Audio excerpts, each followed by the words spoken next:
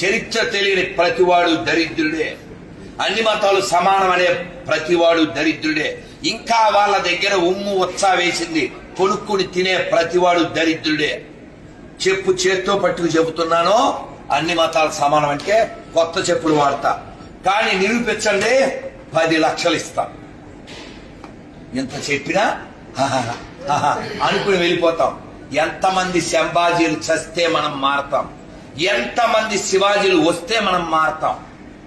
సిగ్గు లేకుండా, నెత్తురు చొక్క కారకుండా స్వతంత్రం వచ్చిందని అబద్ధాలు ఆడతారా? అల్లూరి ఎవరి కోసం చచ్చాడు? భగత్ సింగ్ ఎవరి కోసం చచ్చాడు? రాణా ప్రతాప్ ఎవరి కోసం చచ్చాడు? ఆజాద్ చంద్రశేఖర్ ఎవరి కోసం చచ్చాడు? వీళ్ళ చావులు మనకు గుర్తు లేవు, వాళ్ళ చావులు మనకు గుర్తురావు.